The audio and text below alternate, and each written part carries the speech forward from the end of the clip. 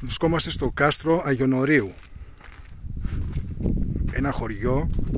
σε ένα χωριό το οποίο ανήκει στην Περιφερειακή Ενότητα Κορινθίας και στο Δήμο Κορίνθου. Η εξωτερική πλευρά, το κάστρο το φτιάξαν οι Ενετοί μεταξύ του 1377 και του 1450.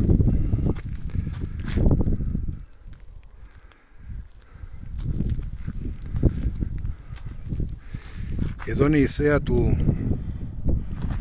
της περιοχής από το κάστρο. Εδώ στις 28 Ιουλίου, σε αυτά τα στενά εδώ που λέγεται Κλεισούρα, έγινε η δεύτερη μάχη μετά την μάχη στα Δερβενάκια. Έγινε η μάχη του Αγιονορίου στις 28 Ιουλίου του 1822, όπου ο Νικηταράς με 1000 επαναστάτες και ο Παπαφλέσσας αντιμετώπισαν τα υπολείμματα της στρατιάς του Δράμαλη. Εδώ πέρα έπαθε μεγάλη ζημιά, έπαθε την τελειωτική της ζημιά και τα υπολείμματα, ό,τι απέμεινε, πήγε για Κόρινθο.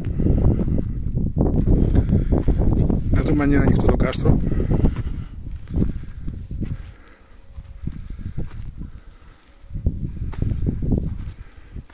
Κοιτάξτε θέα εδώ, αργολικός κάμπος. Είναι ένα κομβικό σημείο. Από εδώ φαίνεται και ο Κόρινθος και το κάστρο, ο Άργος, η Λάρισσα στο Άργος.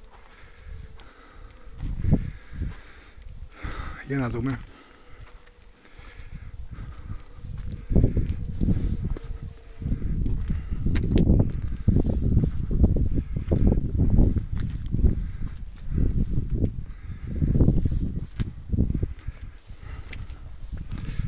Όχι, είναι κλειστό.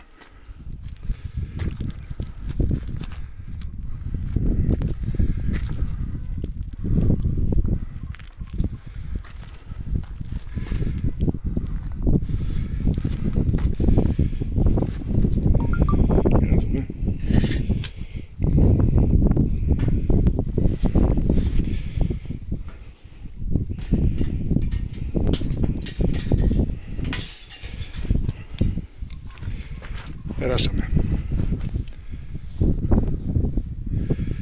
Βλέπω γίνονται διάφορες επισκευές εδώ στο κάστρο.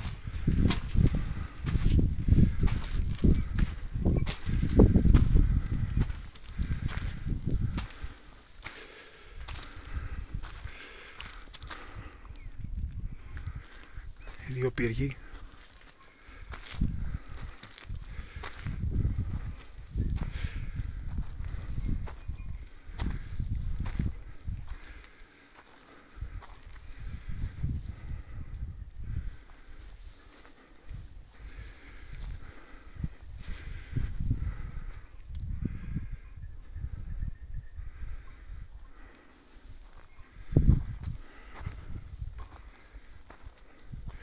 Πιστεύω κάποια στιγμή θα γίνει η επισκέψη μου. Η θέα, ανεπανάληπτη. Κομβικό σημείο.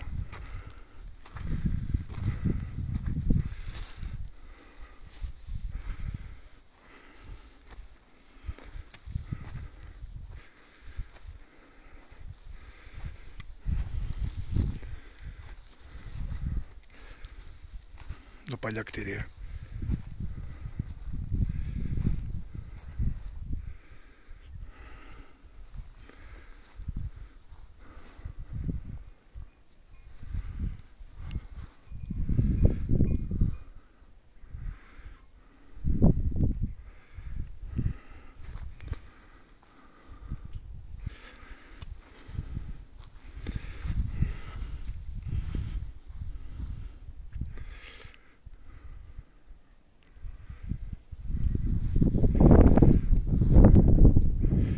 Κάστρο Αγιονορίου Κορινθίας.